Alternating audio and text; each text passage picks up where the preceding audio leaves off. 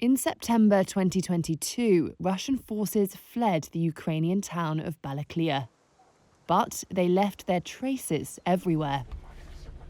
One of them is this abandoned building, which the Russians used as a military base during their occupation of Balakliia.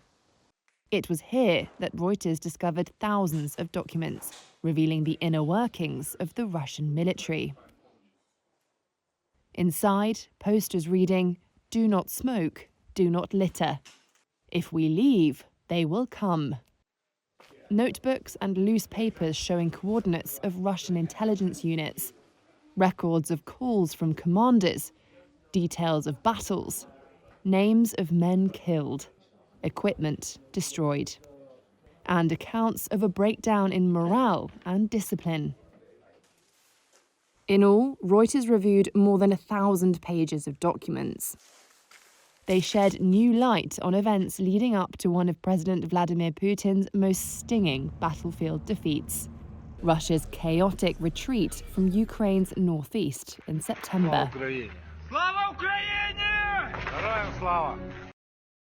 In early March 2022, Russian troops occupied the small riverside town of Balakliia. They took over a run-down vehicle repair complex on the outskirts of town and turned it into the command centre for Balakliia and dozens of surrounding villages and farms. It was here in the basement that Reuters found the document cache.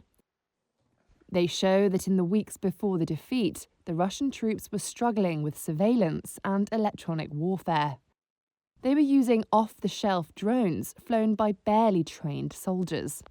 And their equipment for jamming Ukrainian communications was often out of action. By the end of July, Russian officers were convinced Ukrainian forces were preparing a counter-offensive to take control of Balakliia, the documents show. The Balakliia command set about drafting in more troops. But a spreadsheet dated August 30th showed that the force was at only 71% of full strength. Another spreadsheet tracked equipment. The force had 4 Faggot anti-tank weapon systems left, down from 24.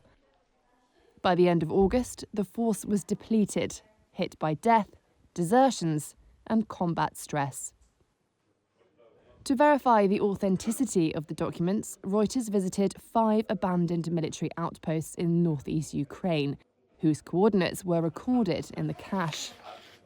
In each instance, local residents confirmed that Russian forces were stationed there. We also interviewed 5 soldiers who served in the Balakliia force. One of them described a sense of menace hanging over the occupiers as Ukrainian strikes intensified. The Kremlin referred questions for this story to the Defense Ministry. It did not respond. Russia has said previously its military has everything it needs to fight the war. The Russian military base in Balakliia also served as a detention centre for captured Ukrainian veterans. Other locals were detained at the police station, according to residents. School principal Tetiana Tovstokora says she was held there for several days. They took us straight to the first floor, up these stairs. What a life. But we are undefeatable. We are Ukrainians. We will remain Ukrainians. We will remain strong. Albina Strelets, a 33-year-old logistics coordinator for the emergency services, says she and other women were held simply for being pro-Ukrainian. She recalls hearing other detainees being savagely beaten and raped. To drown these sounds out, we opened the toilet and removed a part to let the water flow continuously, so it sounded like a waterfall. This took our attention away from the horrible sounds. We did the same with the taps. We let the water run, and the water ran day and night as long as there was water in the city. The sounds overshadowed the ones coming from the other cells.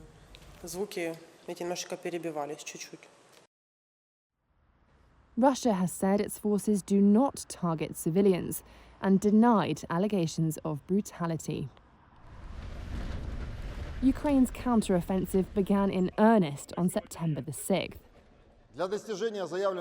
4 days later, Russia announced that it had abandoned Balakliia and neighbouring Izium in what it called a pre-planned regrouping to fight in Donetsk.